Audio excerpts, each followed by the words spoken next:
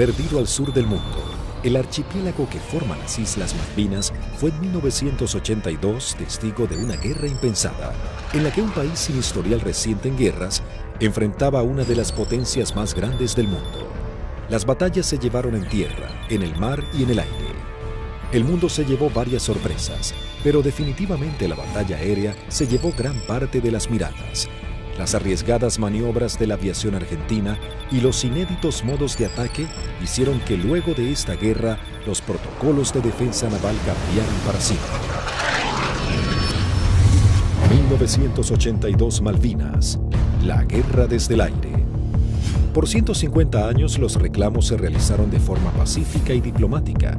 Sin embargo, en 1982, Argentina decide recuperarlas por la fuerza.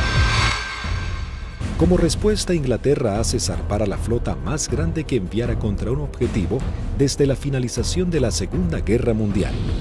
La Royal Navy y sus modernos Harrier enfrentarían a la aviación argentina y bombardearían objetivos terrestres en las islas. Estaba a punto de gestarse uno de los enfrentamientos más espectaculares de la aviación moderna. Los Sea Harrier y los Harrier GR-3 llegaban a la zona de conflicto con el objetivo de dominar la batalla aérea. La mayor ventaja de estos cazas es que despegan verticalmente gracias a sus toberas direccionables. A la enorme experiencia de los pilotos británicos en combates aire-aire, se sumaba que llegaban armados con el misil americano Sidewinder IM-9L, capaz de alcanzar a su blanco, aun siendo lanzado desde cualquier posición.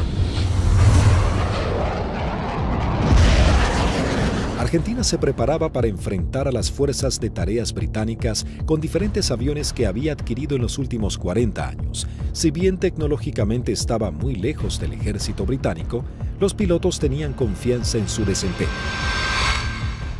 Había que pensar que el A4, el Skyhawk, era un avión que se compró de un diseño de la década del 50.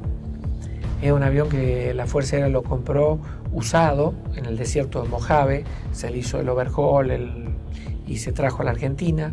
Voló aproximadamente 140.000 horas antes de la Guerra de Malvinas, o por ahí. O sea que es un avión que tuvimos muchísima experiencia. La flota de la Fuerza Aérea Argentina estaba compuesta por las máquinas que para el momento eran antiguas. En 1955 había iniciado un plan de renovación de sus cazas y bombarderos pesados. Los primeros que habían llegado al país luego de implementar esta política fueron los bombarderos Canberra, que para aquel momento contaban con un sistema de armas de vanguardia.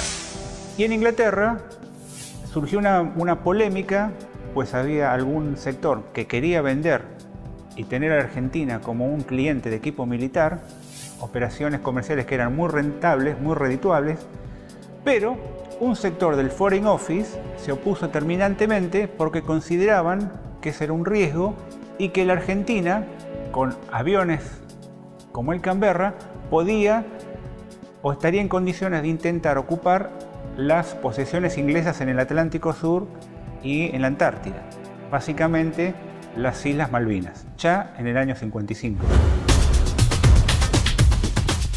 La mayoría llevábamos muchos años en la unidad, habíamos tenido un adiestramiento muy bueno, muy adecuado.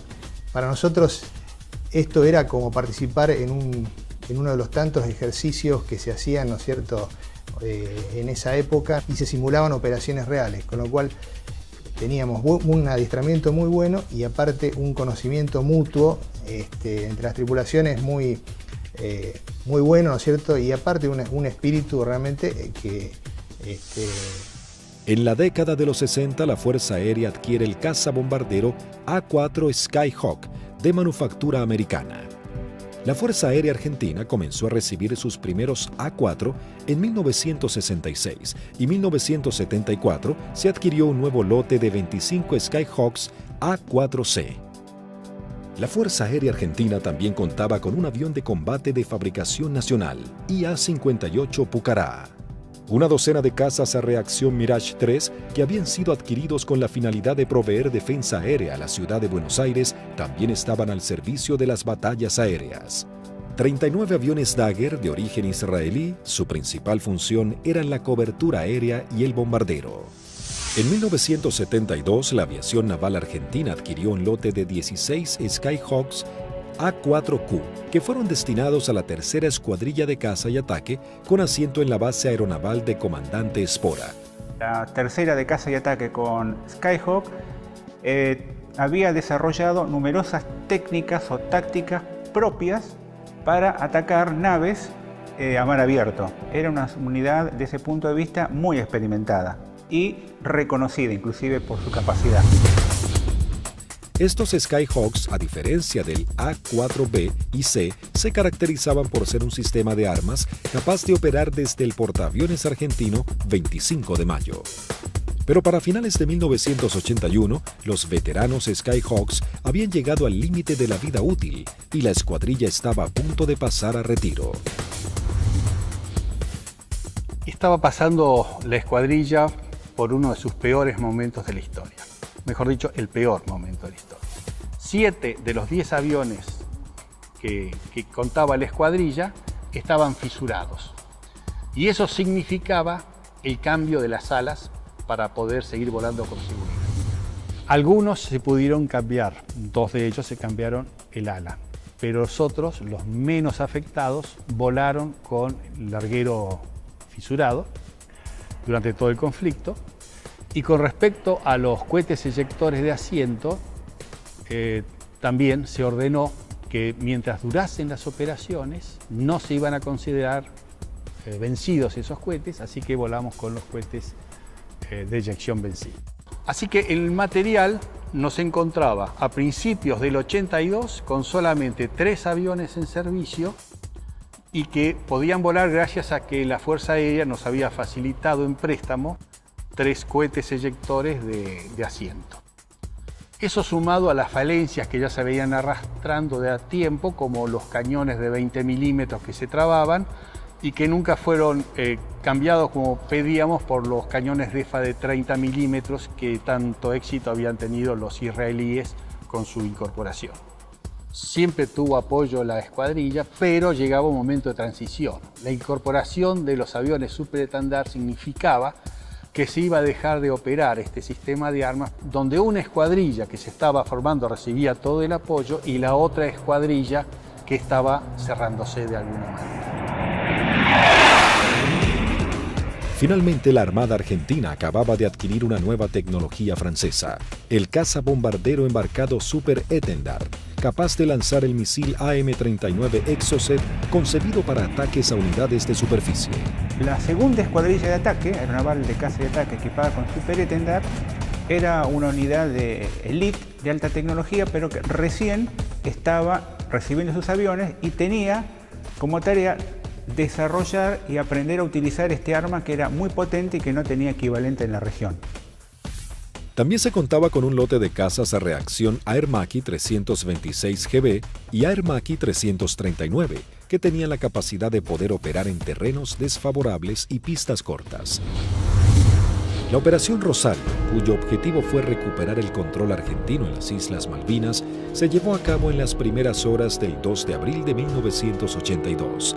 Un grupo de comandos anfibios de la Armada Argentina desembarcó en las islas, redujo a la pequeña guarnición británica y tomó posesión del gobierno. El 2 de abril de 1982 estaba destinado en la 5ª Brigada Aérea, en el grupo 5 de caza, y a las 7 de la mañana, en la presentación normal que hacíamos todos los días, nos enteramos que habíamos recuperado nuestras Islas Malvinas. El 2 de abril, cuando fui hacia la escuadrilla, cuando ingresé, ahí me enteré que habían tomado las Malvinas. Una sensación de incertidumbre. Así que me encontraba de oficial de guardia y en ese momento recibo la noticia de la toma de Malvinas. Me tomó totalmente de sorpresa. Bueno, yo pertenecía al escuadrón 1A4C, que tenía su asiento en la ciudad de Mendoza. Estábamos haciendo unas prácticas en la base de Río Gallegos. Era una práctica usual que tenía la Fuerza Aérea en aquellos años de desplegar escuadrones, se llamaban escuadrones móviles, al sur de nuestro país, como para que todo el personal estuviera adiestrado y conociendo un área de un posible conflicto. A partir de ese momento nos preparémonos para lo peor. Tras el estupor mundial y el fracaso en las negociaciones, el gobierno de Margaret Thatcher envía su flota al sur de Sudamérica. La Fuerza de Tareas Británicas estaban compuestas por diversas unidades de combate, portaaviones, destructores, fragatas misilísticas, submarinos, buques de asalto, logísticos y de desembarco. Sorprendentemente y ante la incrédula mirada del mundo entero, Argentina se preparaba para enfrentar militarmente a una de las potencias más grandes del planeta.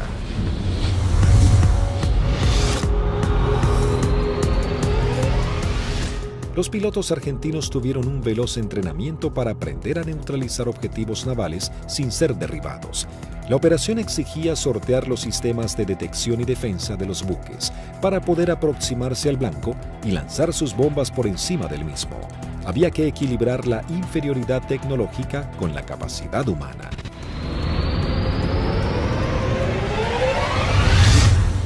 Empezamos a buscar la forma de suplir todas las deficiencias que en ese momento contaba el medio aéreo nuestro, que era la 4 Skyhawk.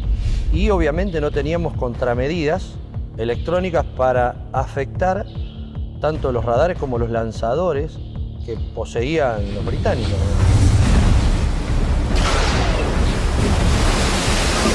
Los misiles que tenían desde 30 kilómetros, desde 20 kilómetros, 15 kilómetros y a partir de ahí cañones o armamento liviano, digamos. O sea, tenían una defensa muy grande para un solo elemento que podía ser un destructor, digamos.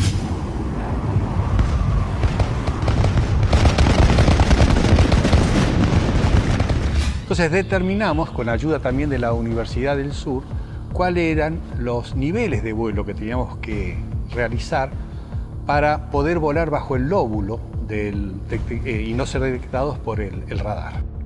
Eso nos dio a qué altura teníamos que estar en función de la distancia a donde podíamos encontrar el blanco. Y en la última parte, ya desde unos 50 kilómetros del blanco, teníamos que volar por debajo de los 15 metros, bastante pegados al agua, para no ser detectados por ese lóbulo. Dentro de los 20 kilómetros ya nos tomaba.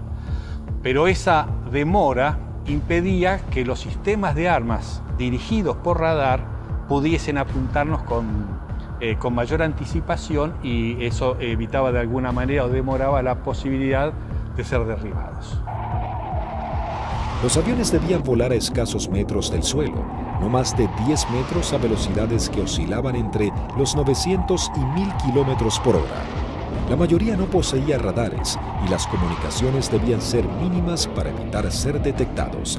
Las maniobras eran realmente arriesgadas, pero parecía ser la única forma de poder enfrentar a la moderna flota británica. El adiestramiento de vuelo rasante era complejo y arriesgado. En el mar no había ninguna referencia visual de la altura en que se encontraba. Los A4B y A4C no contaban con un radioaltímetro, instrumento fundamental que mide la altura en la que se encuentra el avión con respecto a la superficie del suelo. El instinto y el oficio pasaron a ser herramientas vitales para los pilotos. Durante la práctica le tratábamos de decir al guía que volara más bajo, hasta tanto perdiéramos la vista del horizonte mar y ya empezaba a entrar en el efecto suelo del mar, digamos, empezaba a cabalgar sobre la turbulencia que producía el aire, digamos, cerca del mar. El armamento que utilizaba la Fuerza Aérea estaba compuesto por diferentes bombas antiguas, paradójicamente de origen británico. Y nosotros usábamos una bomba inglesa, la ANM65A1, de 1000 libras, una bomba de Labro Lincoln, inglesa, de demolición de manzanas, que la devolvimos con muchísimo cariño y sin costo, como decía alguno.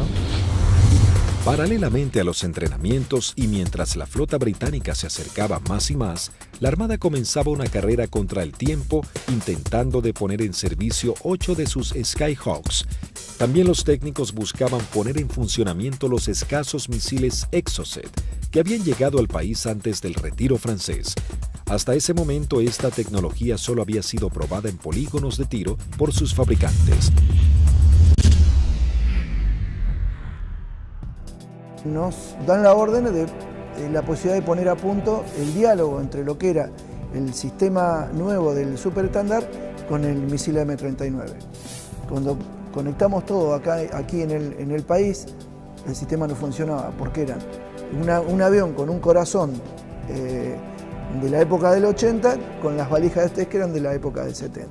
Había ingenieros que se dedicaban a desglosar todo lo que era la parte matemática, cómo traspasar distintas informaciones, y algunas de las cosas también se hicieron por ensayo y error. Se iba buscando como un candado a combinación, ¿no? Se iba buscando número por número hasta llegar al número ideal que el misil pueda leer la información del avión. Y bueno, eso nos llevó un tiempo, hasta que un día la valija que reemplazaba al misil nos da que el misil había salido y que todos los parámetros que habíamos colocado estaban incorrectos. Eso ya nos daba un alto porcentaje de seguridad de que el misil por lo menos recibía la información correcta.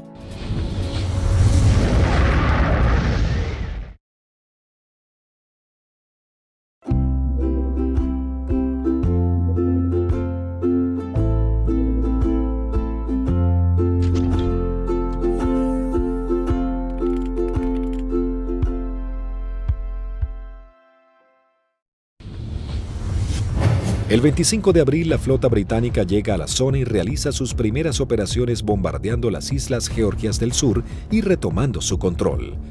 5 días después, el 1 de mayo, tiene lugar el inicio de los enfrentamientos en las Islas Malvinas y comienza la batalla aérea. 2 bombarderos Avro Vulcan británicos despegaron de las Islas Ascensión con la intención de dejar fuera de servicio la pista de Puerto Argentino. Al enterarse de la noticia en los aeródromos de Río Gallegos, Río Grande y San Julián, las secciones interceptoras se preparan para entrar en acción. 2 Dagger de la primera sección de Río Gallegos regresan al continente sin haber encontrado ningún objetivo. Una segunda sección de Dagger de la base de Río Grande es la primera en hacer contacto con aviones Harrier británicos. Al despegar hicieron contacto con el radar Malvinas, operado por la Fuerza Aérea Argentina. Con un alcance de 300 kilómetros a la redonda, se convertía en los ojos de los pilotos. A través de ellos podían saber qué aeronaves había en el teatro de operaciones.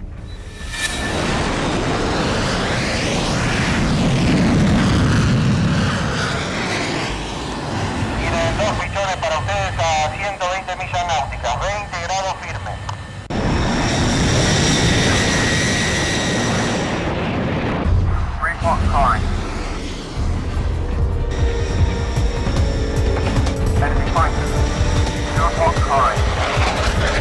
Los veo ahora los 4 juntos, no los puedo diferenciar, repito, no los puedo diferenciar. Los 4 interceptores comienzan a dar giros buscándose unos a otros, los argentinos con 22.000 pies y los Harrier 4.000 pies más abajo. Ahora los tienen a 9 millas de frente y a 1 milla al costado derecho.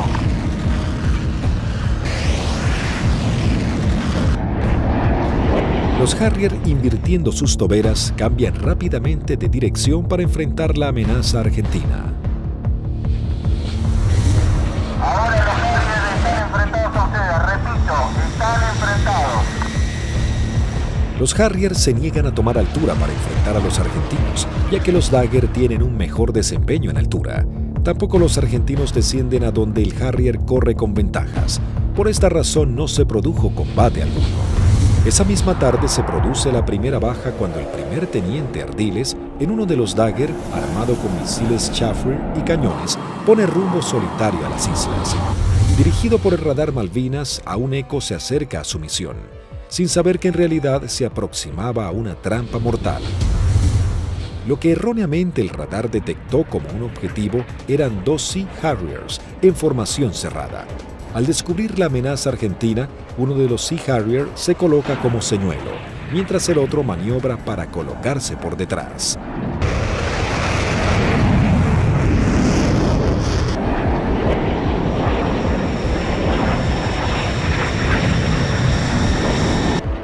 Ardiles se coloca en posición de disparo y lanza un misil Chafford que es evadido por el piloto británico. En esos segundos decisivos, el segundo Harrier logra colocarse detrás del avión de Ardiles y acciona su disparador lanzando un misil contra el Dagger. El piloto argentino no pudo eyectarse. Tras patrullar la línea de la costa, 3 Dagger de la base aérea de San Julián prosiguen hacia Puerto Argentino. Antes de llegar se encuentran frente a 3 buques británicos que están bombardeando el área. El destructor y las 2 fragatas abren fuego contra los aviones argentinos sin poder alcanzarlos. En ese momento el capitán Di Meglio lanza sus bombas sobre el destructor. Luego los Dagger inician el escape mientras una patrulla de Harrier va a su encuentro. Los aviones británicos abortan inmediatamente su ataque cuando 2 Dagger armados con misiles se interponen entre ellos y la escuadrilla para facilitar el escape de los argentinos. El 1 de mayo habían comenzado las hostilidades y ambos bandos mostraban todo su poderío y el valor de sus pilotos. Era el bautismo de fuego para la Fuerza Aérea Argentina.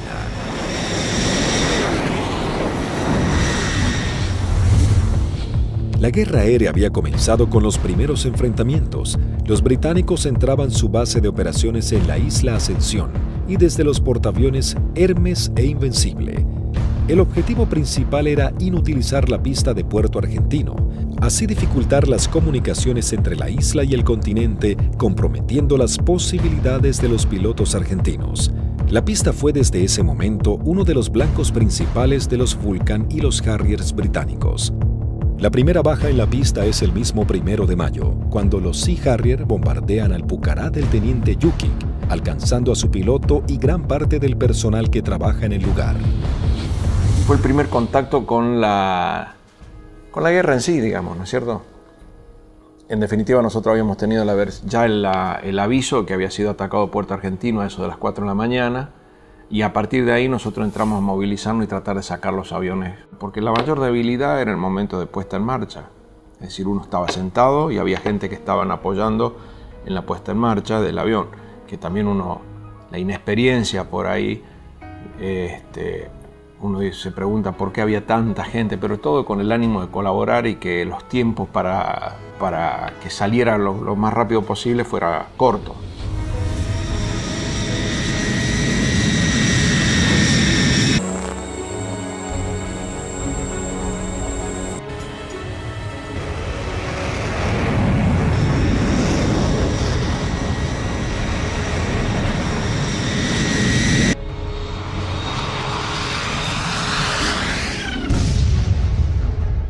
Desde armeros, de suboficiales técnicos, electricistas, todo dando vueltas alrededor del avión, que casualmente, desgraciadamente, es el avión donde impactan y casi todos ellos fallecen. A partir de allí, los arribos a Puerto Argentino eran muy arriesgados. Entonces llegamos a Puerto Argentino el 17 de mayo al atardecer. Y me sorprende cuando llegamos porque no hay nadie recibiéndonos. Aeropuerto fantasma, no había absolutamente nada. Veía el cráter, estaba lleno de esquirlas, y mientras estaba mirando eso, de pronto veo una camioneta que se empieza a acercar a la distancia de la cabecera opuesta. Para la camioneta, se baja un conscripto y me dice: corra jefe, que hay alarma roja. Y empezamos a sentir ruidos de turbinas y se aproximan 2 Harriers. Y habríamos hecho unos 30, 40 metros cuando miro a la derecha y explota una bomba en la cabecera 26, un poco más alejada, unos 100 metros de la cabecera 26. Los Harrier pasaban, hacían la PAC, la patrulla aérea de combate en San Carlos, y a la vuelta con una bomba de 1000 libras en el medio, tiraban la bomba y se volvían. O sea que la cantidad de alarmas rojas era muy abundante. El 2 de mayo, el submarino nuclear británico Conqueror hunde al crucero Ara General Belgrano. En la operación mueren 323 marinos argentinos. La guerra había comenzado de la manera más cruda para Argentina.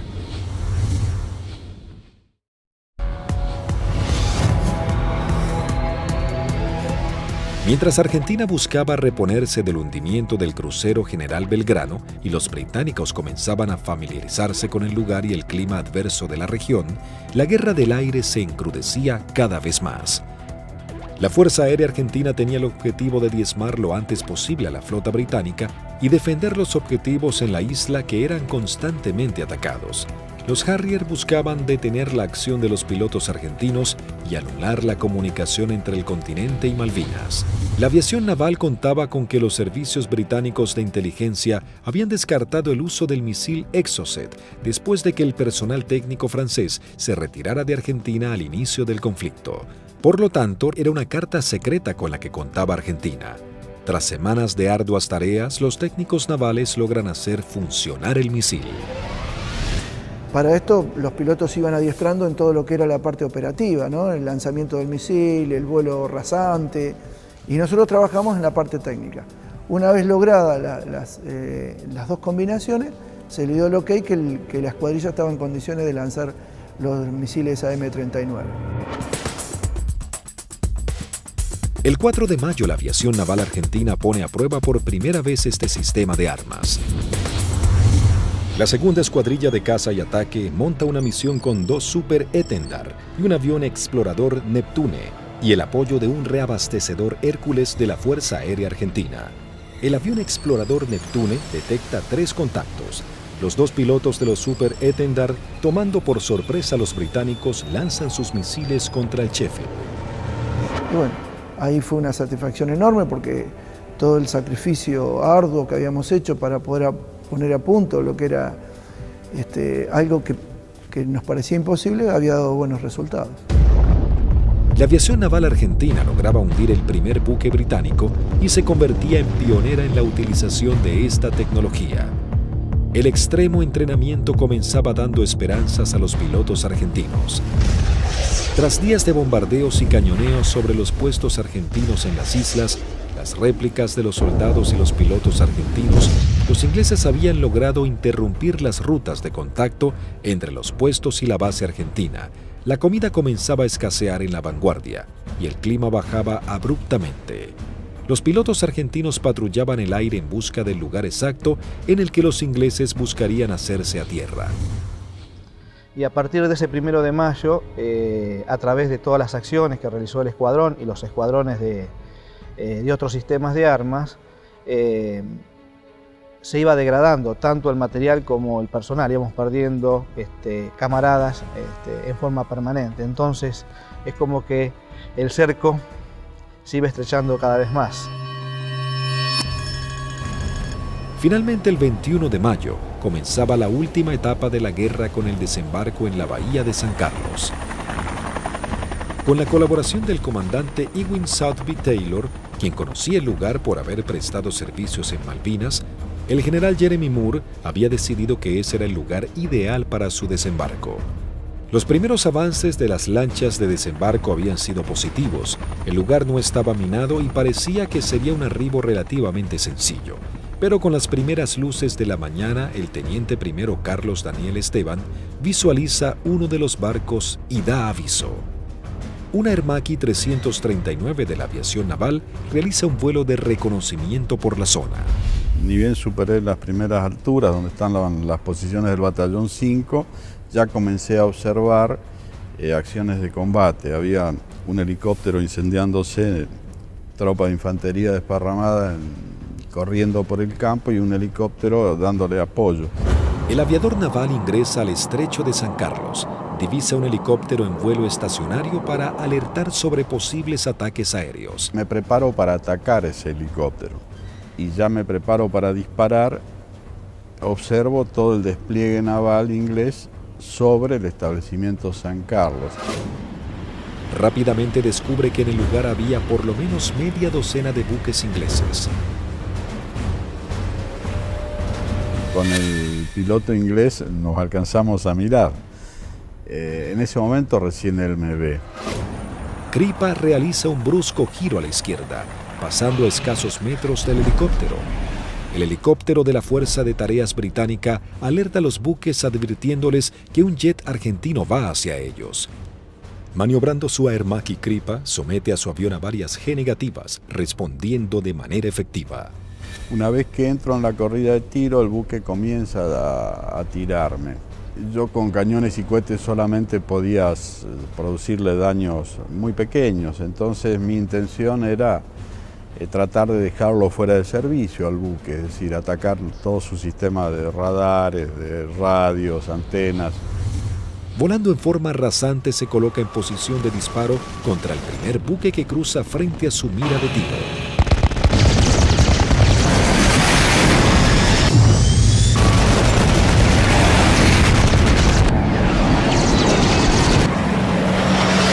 Tuve que recobrar muy fuerte mi avión con mucha fuerza para no pasar y cortar sus antenas.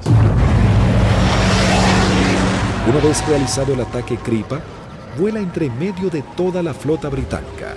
Las unidades ni los efectivos abren fuego por temor a impactarse entre ellos y el piloto argentino logra escapar. Entonces voy escapando sobre la península esta hasta salir del alcance de tiro de ellos y de ahí teóricamente tenía que volver.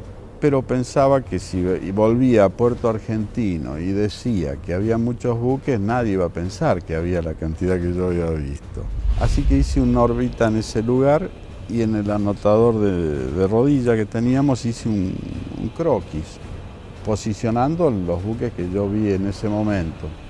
Escuchamos que se aproximaba el Kripa con el avión. Yo cuando voy aproximándome pedí que fueran preparando armamento. Cortó motor y el avión seguía desplazándose cuando ya se había bajado y ahí comentó todo lo que había visto, muy a las apuradas obviamente. Me cargan en una camioneta y me llevan al comando a que yo pase la información que tenía. Tras su arribo al aeropuerto de Malvinas y pasar un informe detallado de la situación, todas las unidades aéreas de la Armada y la Fuerza Aérea Argentina se preparan para realizar ataques a los objetivos navales que se encuentran en la zona de desembarco. 30 minutos después llegó el primer ataque del continente compuesto de una formación de 6 Dagger. El objetivo es el Antrim. Una de las bombas no estalla y queda alojada en la popa de la embarcación. Así logran dejarlo fuera de combate. En este ataque también es averiada la fragata Broadsword con disparos de cañón.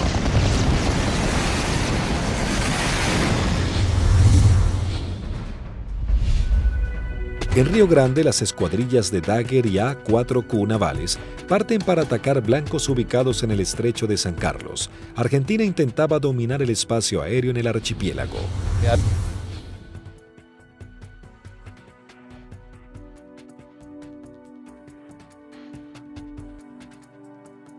Dos secciones reforzadas. Yo salí con el teniente Márquez y el teniente Arca y el sublíder era el teniente Rótolo con el teniente Lecuri y el teniente Silvester.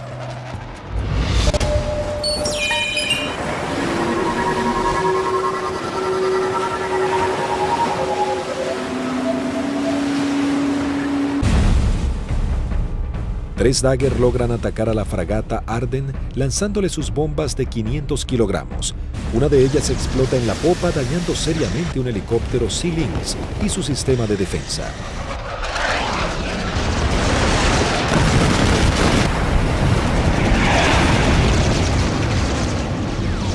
En ese instante, 3 A-4Q navales se aproximan en vuelo rasante a la bahía Ruiz Puente en búsqueda de algún blanco.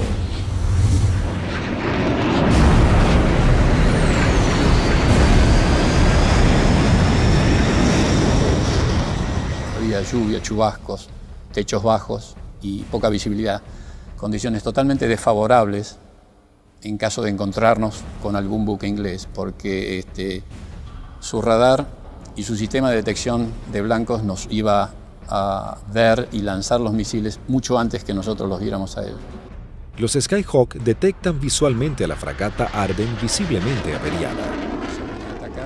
Conectamos máster de armamento, que era el único punto que faltaba. Iniciamos un giro para atacar desde una posición relativa favorable. Los Los 3 A4Q navales se aproximan en vuelo rasante a 900 kilómetros por hora. El teniente Márquez, quien vuela último, ve el impacto producido por una de las bombas de 250 kilogramos del capitán Alberto Filippi, que da de lleno en la popa, elevando una gran bola de humo y esquirlas.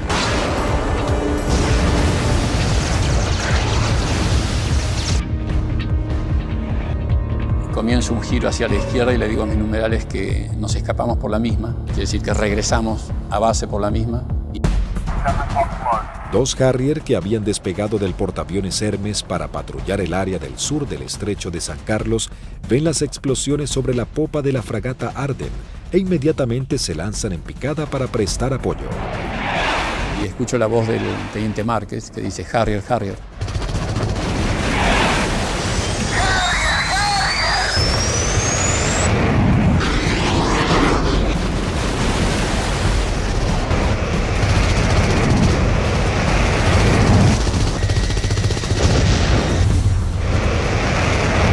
Mientras el otro Harrier va tras el A4Q del capitán Filippi y le lanza un misil Sidewinder.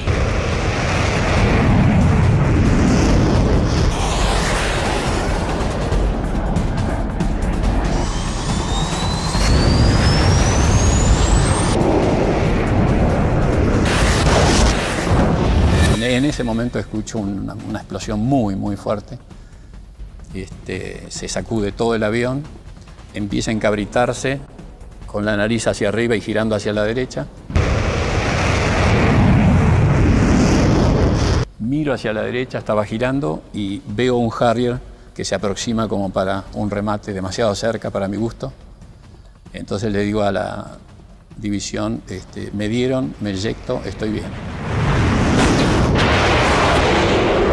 Una fuerte explosión, un golpe muy fuerte en todo el cuerpo, me desmayo. Cuando recupero el conocimiento estaba descendiendo en paracaídas sobre el estrecho de San Carlos. El impacto fue bastante más fuerte de lo que yo me hubiera imaginado. Tuve suerte porque el mismo paracaídas, una vez que entro en el agua, se acuesta y el viento lo infla y el viento mismo me sacan de abajo del agua y me lleva hacia la costa, ¿no? En la costa, bueno, llegué, estaba realmente agotado.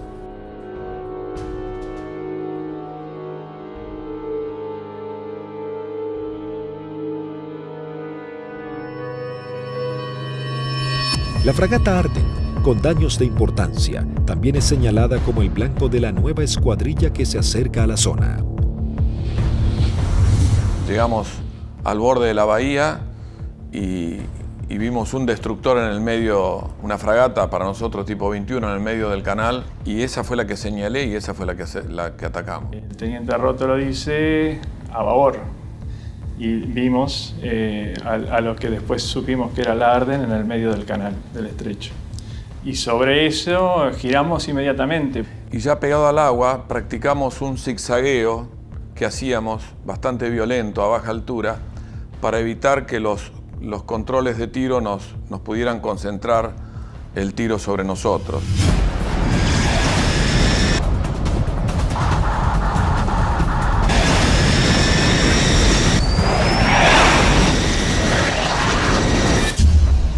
Lo que parece una eternidad antes tiene que ascender a 60 metros, 200 pies, nivelar el avión y empezar a hacer puntería si quiere que la misión sea efectiva. Yo vi que se inundaba el mar de piques y uno sigue con esa trayectoria, ya no tiene otra alternativa.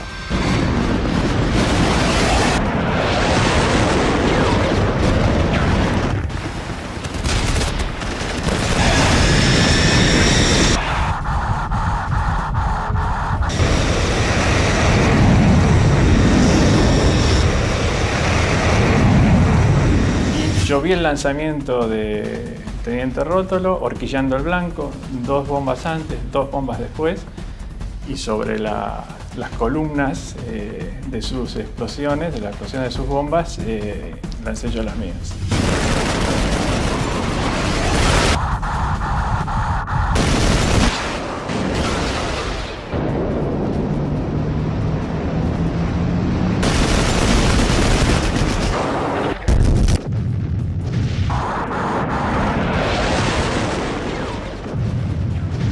mientras lanzaba, intentaba no perderlo de vista, porque de hecho estábamos con combustible muy marginal y él tenía un equipo que yo no tenía a bordo, que era el BLF, que es un equipo de navegación y que le permitía una navegación precisa. Mi seguridad de hacer el camino más corto de regreso al aeropuerto era mantenerlo a él a la vista. A pesar de todo el fragor del ataque, alcancé a decirle: rompo por derecha y me voy por el morro del costado, y al poco tiempo un silencio y poco a poco fueron apareciendo. Primero Lecour, después Sylvester. Y ahí nos volvimos a juntar. Por un lado teníamos la satisfacción del deber cumplido y por otro el sabor amargo de haber perdido, bueno, lo que las estadísticas dicen que se pierden en este tipo de ataque a unidades navales. El 50% de las unidades que salen normalmente no regresan. Sí, es un ataque, es violento, es muy violento lo que se vive en la cabina. Debido a los ataques que sufrió ese día, la fragata HMS Ardent se une en las frías aguas del estrecho. Sin embargo, las fuerzas terrestres británicas preparan el avance a Puerto Argentino.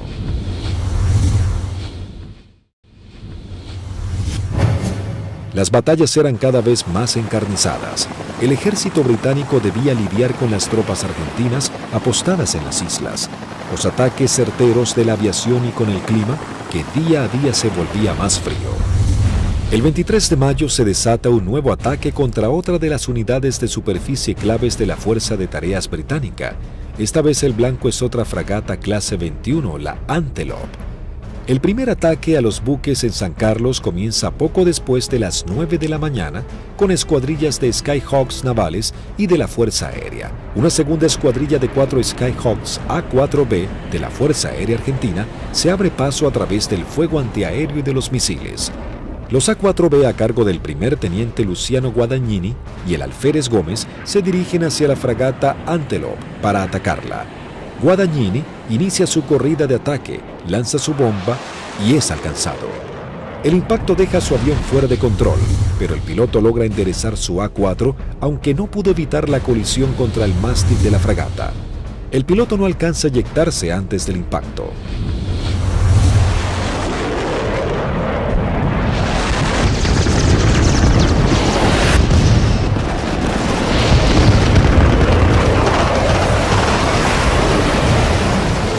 La bomba continuó su trayectoria y quedó alojada en la banda de estribor sin explotar. Tras la primera incursión, el ataque a la nave continúa con los A4Q navales, que se aproximan rápidamente en vuelo rasante por la isla Gran Malvina. Pude recorrer bien pegado al terreno en la isla Gran Malvinas y llegamos lo que vendría a ser al cordón muy bajo que hay, pero de unos 450 metros de altura.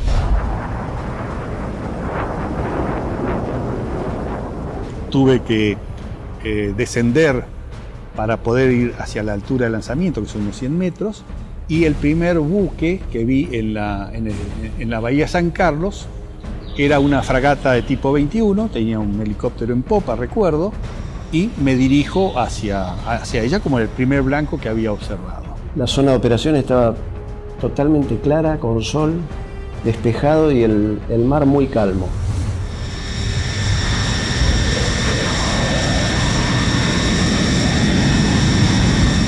Todo era como en las ejercitaciones que siempre hacíamos con flota, un buque que simulábamos el ataque, el buque que nos apuntaba, pero esta vez en vez de apuntarnos tiraba también. Inmediatamente que entramos a la bahía, empezaron a tirar y tiraban ya de tierra, se veían los fogonazos, sobre todo de la derecha y del frente.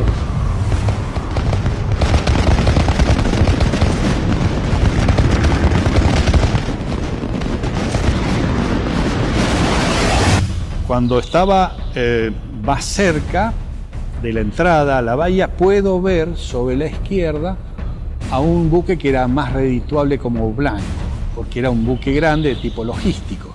Así que cambié el arrumbamiento para seguir sobre este buque. En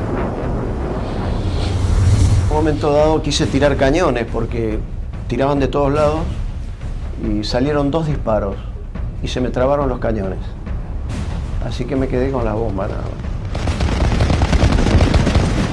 veo que desde la proa del buque sale una especie de bengala que reconozco que era un misil, y el misil era un SICAT, que venía en forma así errática hacia mi avión. Hago una maniobra evasiva, un fuerte giro hacia la derecha, algo veo pasar por el costado así de la cabina. Pero evidentemente el misil ese me había sacado en la corrida de puntería, que si bien no me derriba, logra el objetivo de que yo no pueda lanzar con mayor precisión las bombas, y evidentemente mi salva fue larga. Habían borrado las matrículas de los buques, así que se veía un buque gris clarito sin poder identificar qué buque era. Cuando paso lanzo, eran 2.000 libras de peso que largaba en un instante, el avión hace una cabreada, quiere subir, impido que subo, y cuando miro adelante estaban tirando de todos lados.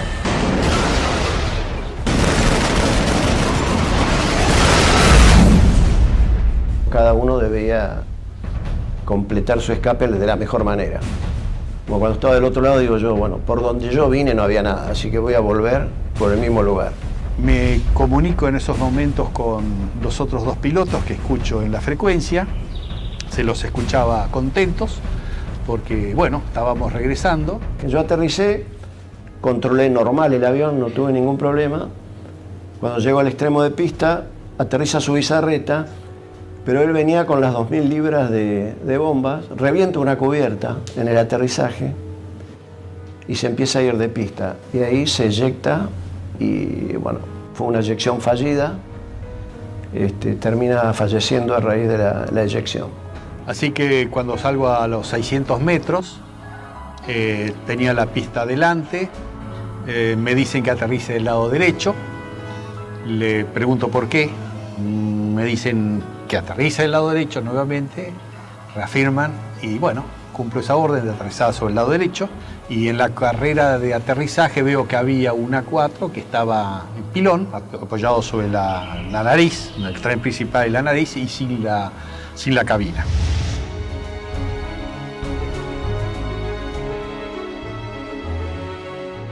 No sabíamos nada de los tres primeros y su bizarreta que acababa de morir en el aterrizaje. Aunque dañada severamente, la Antelope aún continúa a flote. Esa noche, mientras se intentaba desarmar una de las bombas, estalla. Automáticamente se produce un incendio masivo y la nave se hunde. Con los británicos en tierra, listos para marchar a Puerto Argentino, la aviación se esforzaba más y más para frustrar sus objetivos.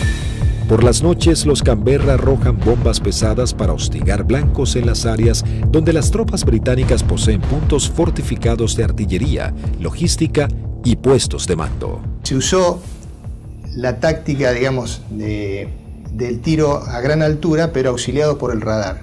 La mayor amenaza para nosotros eran los misiles tierra-aire y las patrullas de Harrier.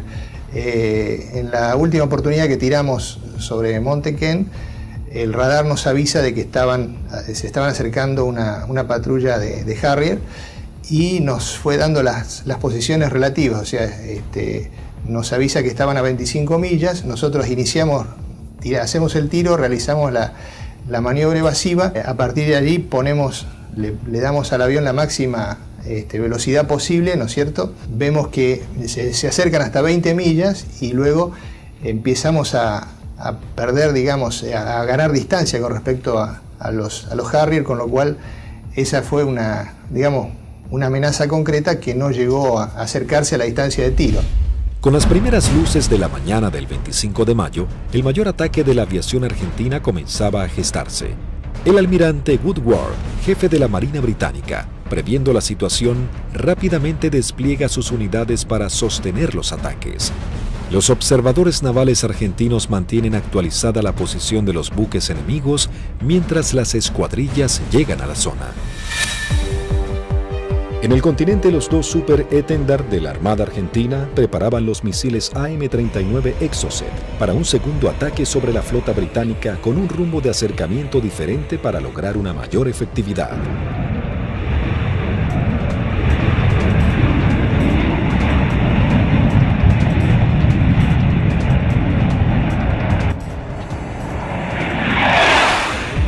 A las 15:20 horas surgen dos A4B sobre la isla Borbón y se dirigen hacia mar abierto, encontrando a la fragata y el destructor frente a ellos. Los A4B lanzan su armamento. Una de las bombas rebota en el mar e impacta sobre el buque atravesando su cubierta de vuelo, destrozando la parte delantera de un helicóptero Sea Lynx y luego cae al agua. Los otros dos A4 se acercaban en rasante rápidamente hacia los buques. Yo iba del lado izquierdo y mi guía del lado derecho, y como no teníamos radar obviamente, el control lo hacíamos con nuestros ojos. A mí me tocaba controlar desde el frente a la izquierda y el guía del frente a la derecha, no teníamos otra alternativa, digamos.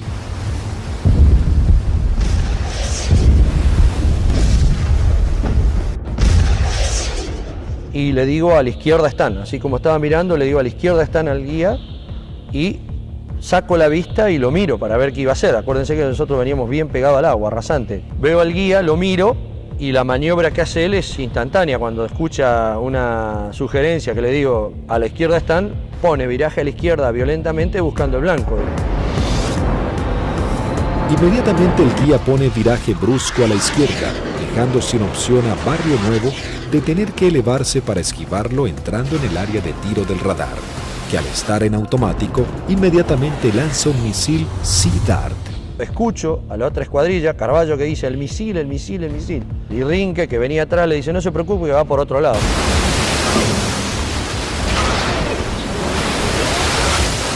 Claro, no iba para ello.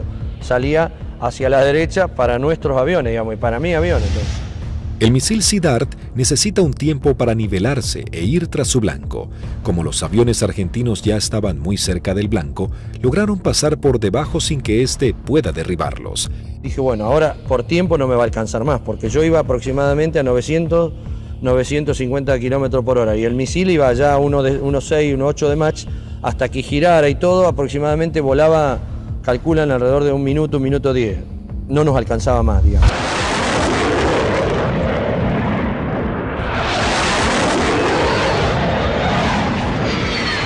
Yo lo veo al guía porque le iba formando un poquito más atrás, unos 50, 100 metros más atrás, y veo perfecta las bombas cuando la lanza y impactan a no más de 1 metro del agua.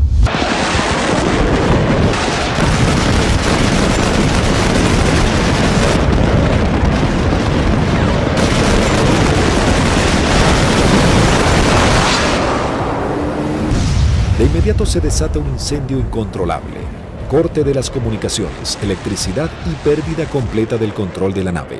Cuando aterrizamos en Río Gallegos, estaban columnas de mecánicos, los primeros 200, 300 metros con banderas, saludándonos.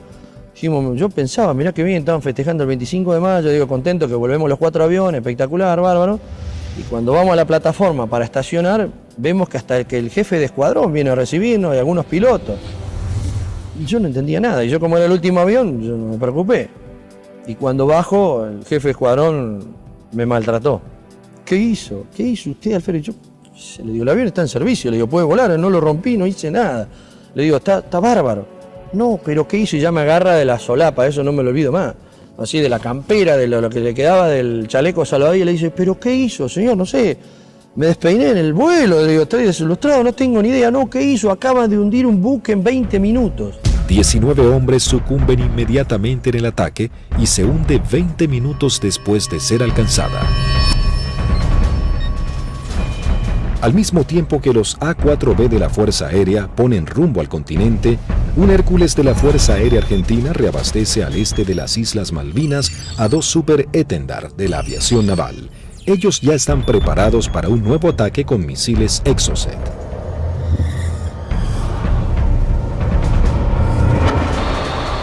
A unos 60 kilómetros de la flota británica, los Super Étendard detectan varios ecos en sus radares. Eligen los más grandes y mientras toman altura de lanzamiento, los datos son transmitidos a sus misiles de manera automática.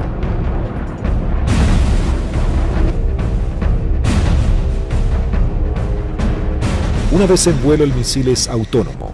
ya tiene los datos del objetivo cargados en su memoria y se dirige a casi el doble de la velocidad del sonido a escasos metros del agua.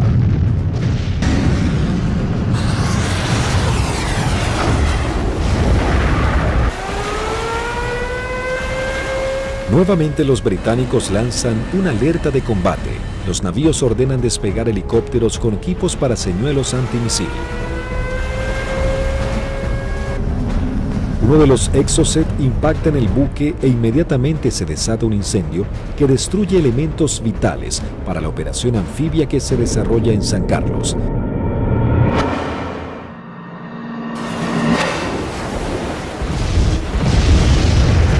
El buque es abandonado y se hunde unos días después. Si bien el daño infligido sobre la flota británica era considerable, cada vez la resistencia argentina estaba más doblegada en las islas.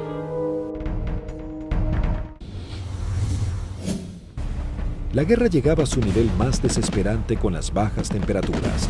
Las tropas británicas se preparaban para avanzar por tierra. Sin embargo, los soldados argentinos apostados en las islas no cedían posiciones y los bombardeos aéreos azotaban a la flota británica. Las fuerzas argentinas, visiblemente cercadas en Darwin, resistían con el apoyo de la aviación. El 28 de mayo se proyectó atacar a las posiciones inglesas con los aviones IA-58 Pucará, que desde el 21 de mayo estaban asentados en Puerto Argentino. Conocíamos bastante la zona porque era en la zona misma donde nosotros habíamos operado antes. Es decir, a los alrededores de lo que habíamos utilizado como campo de aterrizaje nuestro, era en la zona donde ya estaban los ingleses aproximándose hacia el pueblito donde estaba la base, digamos, lo que quedaba de la base. Yo alcanzo a ver algo que se mueve, levanto y hago una ráfaga de cohetes, siento una voz en la frecuencia de mi radio que me dice desde tierra, en Darwin, siga tirando que están ahí, siga tirando que están ahí. Y ahí empiezo a sentir dos disparos también que me empiezan a impactar en el avión. El Pucará, si tiene alguna cosa, es la maravilla del gran poder de absorción de impactos, digamos, porque la manera que yo sentía que me pegaban, digo, me van a desarmar el avión. Yo trato de salir, como los impactos que me pegaban eran casi todos del lado derecho, quiero virar el avión hacia la izquierda y ahí el avión ya no me responde. Bueno, entonces ahí tomo la decisión de eyectarme. Muy bajo, yo ya estaba, creo que no más de 15, 20 metros del suelo. La sensación de estar colgado en un paracaídas no la tengo porque fue como si hiciera un salto desde un techo al suelo, porque fue todo demasiado rápido. Tengo grabado en la memoria que pasa el avión abajo mío todavía y el agujero a través de la cúpula por donde había salido el asiento. Y todavía que le siguen tirando porque se ven trazantes que van hacia el avión. No vi si el paracaídas se abrió, no sé, no supe nada. Ya me encontré en el suelo y enredado intenté salir corriendo y ahí me enredo en los cordones del paracaídas, que caigo, me vuelvo a levantar y tratándome de sacarme el paracaídas y pues ahí ya me agarran dos ingleses, me apuntan y se me acabó la historia. Con las bajas temperaturas, los plazos eran cada vez más cortos y los ingleses buscaban generar un desenlace rápido. La Fuerza de Tareas británica intenta cerrar su cerco sobre Puerto Argentino. Para lograr este cometido se organiza un desembarco anfibio apoyado de unidades navales en la zona de Puerto Fitzroy el 8 de junio. La Fuerza Aérea Argentina recibe la información del movimiento de dos buques de desembarco británicos. Rápidamente se preparan para lo que sería el día más negro de la flota. Se lanzan desde el continente dos escuadrillas de A4B, dos de M5 Dagger, listas para el ataque a objetivos navales, y una tercera armada con cañones para diversión. La primera escuadrilla de A4B divisa y bombardea el buque de desembarco Sir Galahad. También se bombardea la costa en donde los ingleses comenzaban a llegar.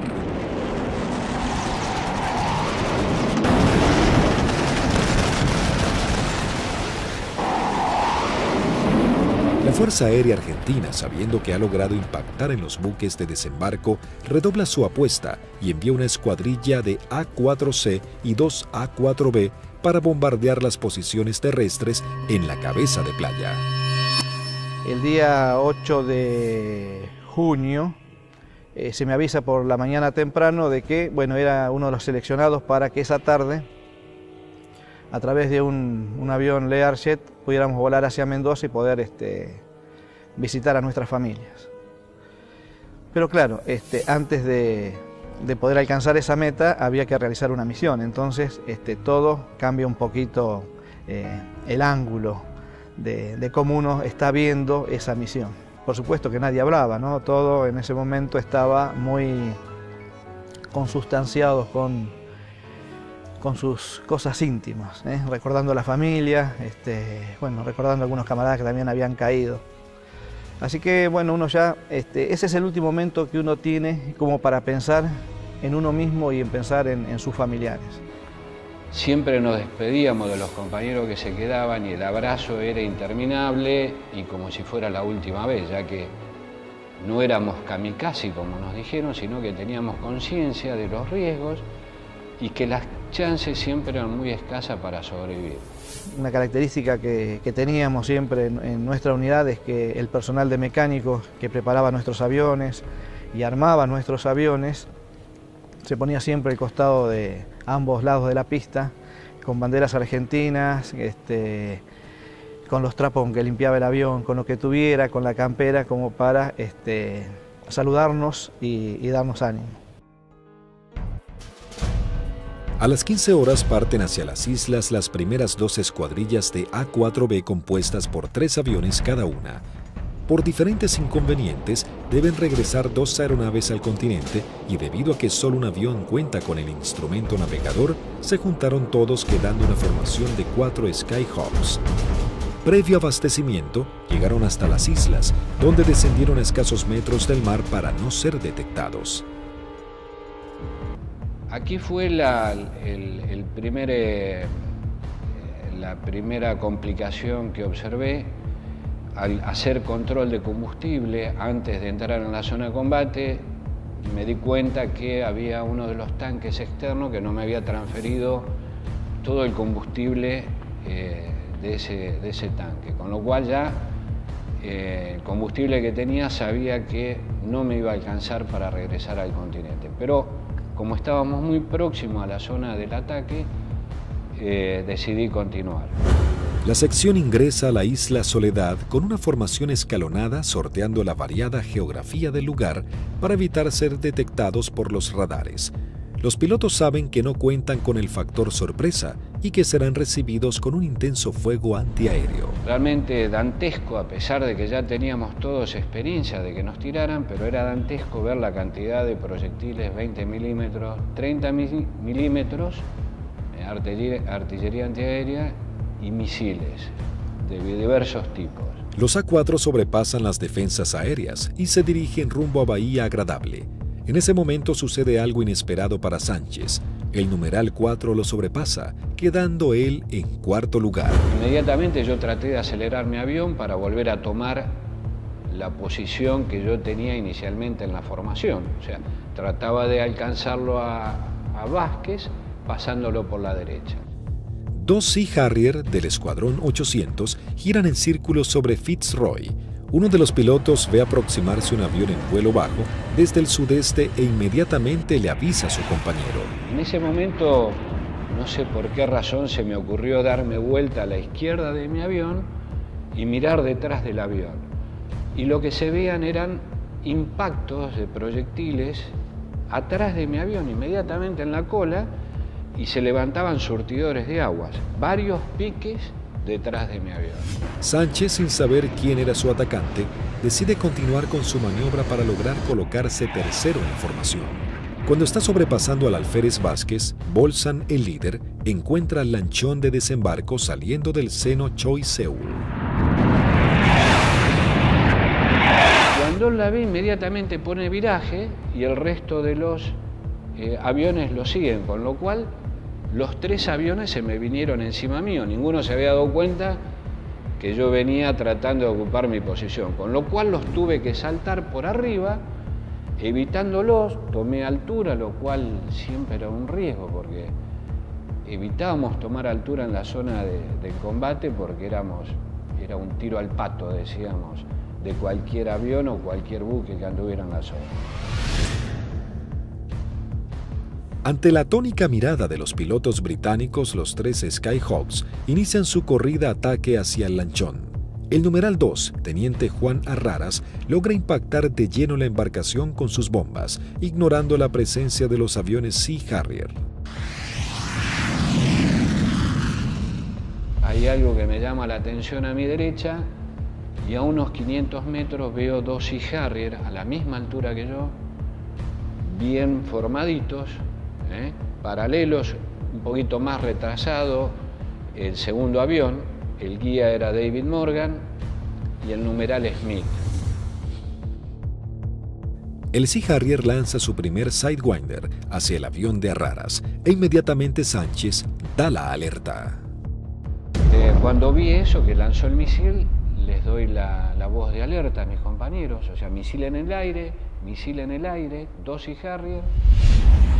Arraras es impactado por un misil en su parte trasera, dejándolo fuera de control. Si bien se eyecta, no logra sobrevivir.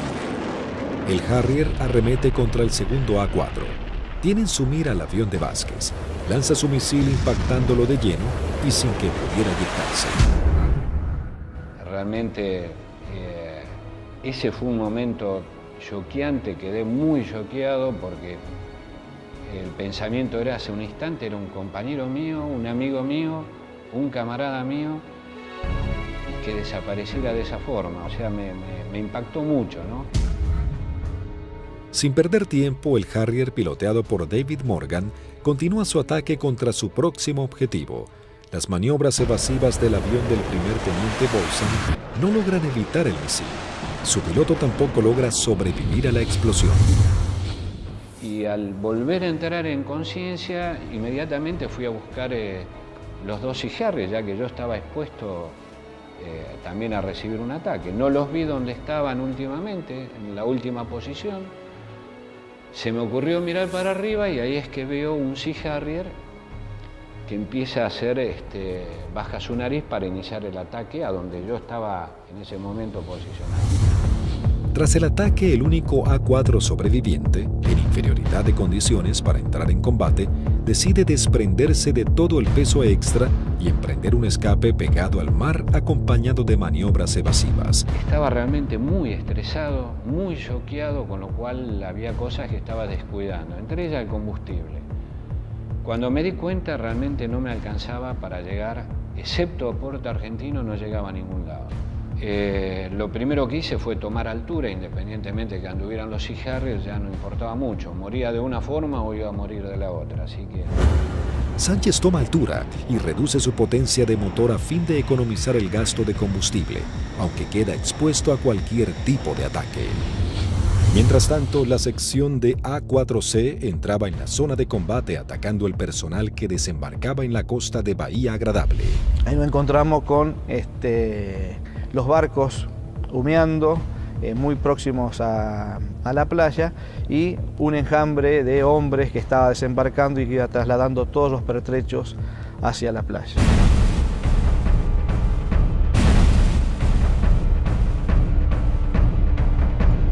A partir del momento en que nos visualizaron, comenzaron a disparar tanto con armas livianas como con los misiles Blue Pie, que son misiles transportados por un hombre.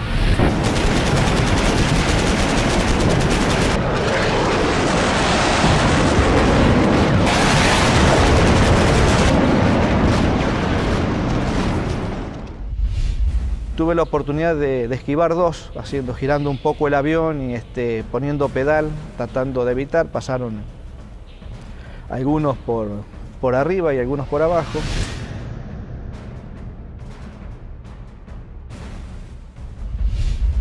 Siento también una explosión en la parte delantera de mi avión, que bueno, puede ser algún misil que me haya tocado, pero pude seguir operando, lancé las bombas y en el momento en que giro a la izquierda veo a mi numeral que está escapando hacia la izquierda con una luz roja que lo está siguiendo. Cuando gira hacia el otro lado veo al numeral del capitán Caffarati también con otro misil en la cola y le vuelvo a gritar, pero hace caso omiso, pero era a través o por el problema que yo tenía de mi equipo de radio. El Skyhawk del teniente Sánchez se encontraba expuesto en altura, con sus cañones trabados y sin combustible para llegar a la base. Toda su escuadrilla había sido derribada y no había sobrevivientes. De la decisión del piloto podría salvarse, caer prisionero o congelarse en medio del mar. Mientras tanto, en algún lugar sobre el océano Atlántico, el teniente Sánchez decide arriesgarse e ir en busca del Hércules reabastecedor, descartando la idea de regresar a las islas para eyectarse y ser tomado prisionero. Cuando vamos camino al reabastecedor, escucho la voz del momento del teniente Sánchez, el Pipi Sánchez, que había sido uno de los únicos sobrevivientes del ataque anterior. Tenía una última oportunidad si el reabastecedor, el avión Hércules, se había quedado en la zona, le quedaba una chance más. Con lo cual le hice el llamado en la frecuencia de reabastecimiento, me contestó. Las comunicaciones eran dramáticas porque yo estaba desesperado. Así que le pedí por favor que si me podía ayudar, necesitaba reunirme con él y que me diera combustible. Él me daba indicaciones de posiciones geográficas, pero yo al no tener mi equipo de a bordo, porque solamente algunos aviones lo transportaban, no tenía forma de ubicarlo geográficamente. Escuchar la voz de él en forma casi desesperada, llamando al avión Hércules reabastecedor para que lo pudiera alcanzar. La tripulación era el vicecomoro Cano y el capitán Rubik. Realmente, si le debo la vida a alguien es a ellos. Siempre digo que son mis segundos padres. La situación era que la última vez que vi el indicador de combustible no me quedaban más de 400 litros, que prácticamente no da para nada, realmente no daba para nada. Con lo cual dejé de verlo porque lo único que hacía era producirme más estrés por no estar acoplado al Hércules. La tripulación del Hércules, en un gesto heroico, se aproxima bastante a las islas y le da la tranquilidad de decirle, quédate tranquilo, pibe, que ya estamos yendo por allá.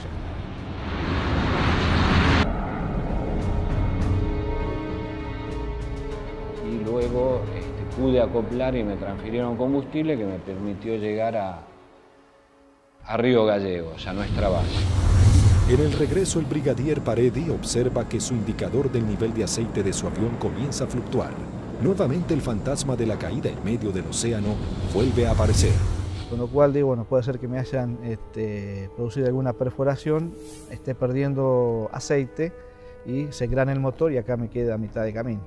Lo único que atiné fue a sacar mi libreta de control de procedimiento donde tenía una foto de mi señora y mis hijos para echarle una última mirada. Es decir, bueno, por lo menos están en mi recuerdo hasta el último momento. Afortunadamente el indicador, después de eso, no sé si fue mi familia o Dios que me dio una mano, esto se acomodó y pudimos llegar con felicidad a la base San Julián. Con las últimas luces del día, aterriza el teniente Sánchez luego de su trágica misión. Llegué prácticamente en las últimas horas, ya estaba oscureciendo. Me impresionó mucho en el momento que llegué a plataforma, choqueado, transpirado, mal, estresado, ver los mecánicos de mis 3 compañeros que no iban a volver, que los estaban esperando. Así fue como terminó ese día. Lamentablemente los 3 compañeros míos murieron, 2 fueron derribados por David Morgan y 1 por Smith, volando cigarro. Habían logrado detener un desembarco clave para las fuerzas de tareas británicas, las misiones cada vez más peligrosas y dejaban en claro el poderío de la aviación argentina.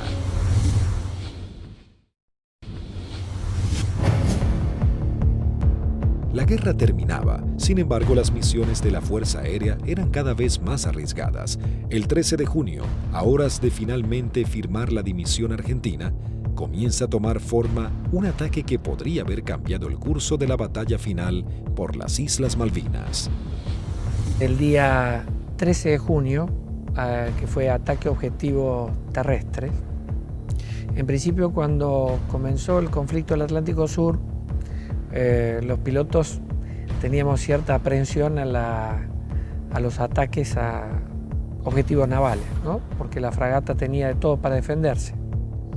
Cuando fue avanzando el conflicto y llegamos ya casi a los finales y los ingleses ya tenían buenas posiciones tomadas en tierra, realmente se complicaba el ataque a objetivo terrestre porque estaban las defensas terrestres, las aéreas y encima las navales. Había que sortear todas. Pero realmente era para lo que habíamos estado preparados toda la vida y creo que esa fue una misión en la cual los ingleses estuvieron sorprendidos de cómo nosotros llegamos al corazón del Estado Mayor que estaba en Monte Dos Hermanas, al pie del Monte Dos Hermanas. 2 escuadrillas de A-4B del Grupo 5 armados con 3 bombas retardadas por paracaídas toman parte de la última misión de combate de la Fuerza Aérea Argentina. La acción es osada y peligrosa, atacar y destruir el comando del Estado Mayor británico del general Jeremy Moore, jefe de las fuerzas británicas. En esa misión volamos casi unas 350 millas, un equivalente a unos 700 kilómetros, rasante. Iban tan bajos, tan rasante, que el chorro de los aviones quedaba marcado en el agua. Entonces me resultaba más fácil seguirlos. Y ahí escuchamos al radar Malvinas, que salió en frecuencia, y preguntaba, ¿hay alguien en frecuencia? Fue la primera vez que en mucho tiempo que el jefe de escuadrilla rompió el silencio de radio, el capitán Varela, y dijo, los nenes. Muy bien, dice Radar Malvinas, yo tengo, no los tengo, pero tengo una PAC al norte, 2 aviones, etcétera, etcétera. Tengo una al sur, tengo una al oeste y tengo una al este. Le volvió a preguntar el capitán, ¿usted nos ve? El radar Malvinas le dijo, no. Entonces ellos tampoco. A las 12 horas del mediodía, las 2 escuadrillas ingresan al área de Malvinas para dirigirse a su blanco. Cuando estábamos sobrepasando el acantilado, vimos que estaba posado ahí un helicóptero, un Sea Lynx británico, que son los que lo usaban ellos como de vedores. Y yo pienso que ese helicóptero informó la posición nuestra, informó la entrada nuestra a la isla. Inmediatamente de eso el radar Malvinas empezó a dirigir al aire, dar todos los movimientos de las PAC. Todas las PAC iban concentrándose hacia el lugar de nuestra ruta. Los A-4B toman vuelo rasante máximo, en formación cerrada, pegándose contra el terreno para evadirse de los Harrier que venían a derribarlos. El jefe de escuadrilla observó un soldado inglés con su casco y su fusil que subía una colina y lo encontró de frente al avión. Evidentemente estábamos volando muy bajo. Varela iba como siguiendo el terreno, volando bajo, y por momentos se perdía de vista. Cruzamos esa pequeña loma y por delante nuestro había un campamento muy prolijo con unos shelters y una veintena de helicópteros aterrizados en ese sitio y un despliegue de gente.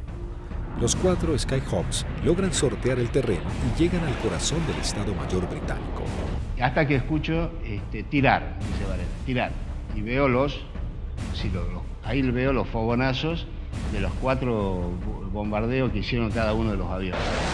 Los A-4B se dirigen directamente al cuartel general y lanzan sus bombas. En medio del caos e improvisando la defensa, el general Moore escapa del ataque. pude ver el impacto de los helicópteros en marcha y el impacto de los cañones nuestros, una mancha marrón que iba pegando en cada uno de las puertas del helicóptero. Yo era la primera experiencia que tenía de haber tirado tan cerca. Incluso uno de los helicópteros despega y, digamos, nos pone el rotor de frente al avión. La segunda escuadrilla, al mando del teniente Cepeda, entra en acción realizando un segundo ataque sobre los cuarteles de mando. Cuando yo veo ese escenario, ordeno a mi escuadrilla tirar en ese lugar, ya sobrepasado el ataque de Varela, más adelante. Tiramos las bombas y bueno, vamos a salir. Yo salgo, sigo la línea de vuelo y venía un helicóptero, un Siquín, cruzando de mi derecha a izquierda. Y empecé a disparar a ojo, porque como la munición es trazante, me quedaba marcado por dónde iba la munición, entonces yo veía y movía el comando como para que barrerlo al helicóptero con la munición.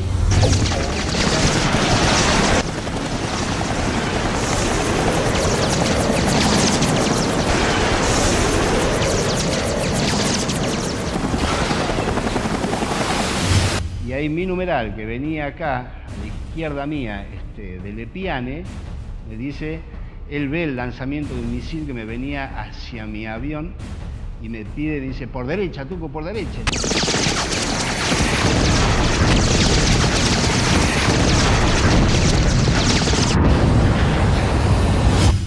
Decidimos salir en forma individual, atravesando las islas, con regreso al continente por a San Julián.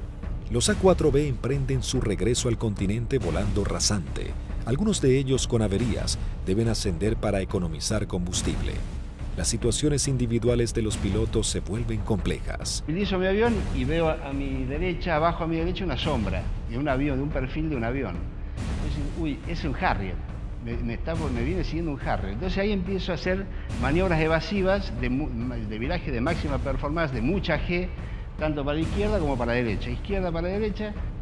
Y cada vez que nivelaba el avión, veía que estaba la sombra. Digo, pero este Cristo no se va. Digo, ¿cómo hago para sacármelo de encima? Miraba por el espejo, miraba por el otro espejo, miraba para atrás, parecía una lechuza, daba la vuelta a la cabeza así, miraba por un lado, miraba por el otro y estaba la sombra. Era mi avión, era la sombra de mi avión. Empecé como a tranquilizar yo mismo, me hablaba, me decía, tranquilízate Tuco, porque así no podés seguir, no podés, estaba muy nervioso, estaba como que por momentos temblaba, no sé, una sensación muy rara de ese momento vivido ahí. El numeral 2 de la escuadrilla que nos seguía empezó a perder combustible, a notar que perdía combustible en forma muy grande. Ese fue el alférez de Lepiane. Otro momento terrible de esa misión, cuando el piano me pregunta si qué hacía. Imagínate, el alférez me dice que voy al reabastecedor o me eyecto en la isla. Una decisión que yo, por más jefe de escuadrilla que fuera en ese momento, yo no la podía tomar porque estoy decidiendo sobre la vida de un camarada y de un amigo. Era muy difícil. Dije, piano, encomendate en Dios, pedile a Dios que te ayude y decidí vos, no me lo pida a mí, por favor, decidí vos. Ya sabíamos que como estaba y con las transmisiones que recibíamos no volvía al continente, entonces le pedimos al reabastecedor que lo fuera a buscar. Que él veía que a medida que se iba buscando a la coordenada donde nos canta, donde estaba el reabastecedor, él veía su indicador de combustible cada vez bajar más, me decía, tengo 500, tengo 300, tengo 200, yo decía, no llega a nada, no te busca nadie, no te rescata nadie, en medio del Atlántico no te rescata nadie. El comandante del Hércules, vicecomodoro Lee 30, escuchando los pedidos de Lepiane, decide ir hacia él aún sabiendo que puede ser derribado por misiles británicos. Ahí en ese momento el piano lo ve al Hércules, él estaba arriba del Hércules y hace el viraje y se le tira al Hércules. Pensá que era un alférez, tenía muy pocas horas de vuelo. Creo que debe haber sido el...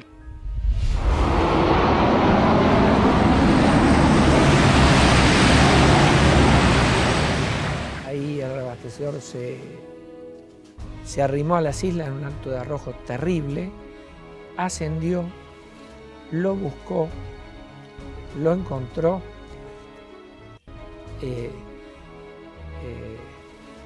reabastecieron con una pérdida de combustible muy importante en el plano, tenía un agujero que atravesaba el plano completo, o sea que todo lo que le daban, parte iba al motor y el resto iba fuera del avión, y regresamos todos sanos y salvos al continente.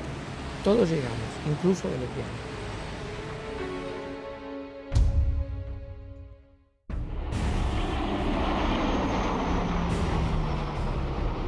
Ese fue un factor importantísimo en el desarrollo de la guerra, el tema del reabastecimiento. Nosotros estábamos muy compenetrados y nos entendíamos muy bien con los pilotos, las tripulaciones de Hércules, y fue uno de los secretos mejor guardados de la guerra y en la cual le dio la posibilidad de éxito a muchas misiones de la Fuerza, fue que los ingleses nunca pudieron encontrar dónde hacíamos los reabastecimientos. Buscaron por todos lados, nunca encontraron un Hércules haciendo reabastecimiento.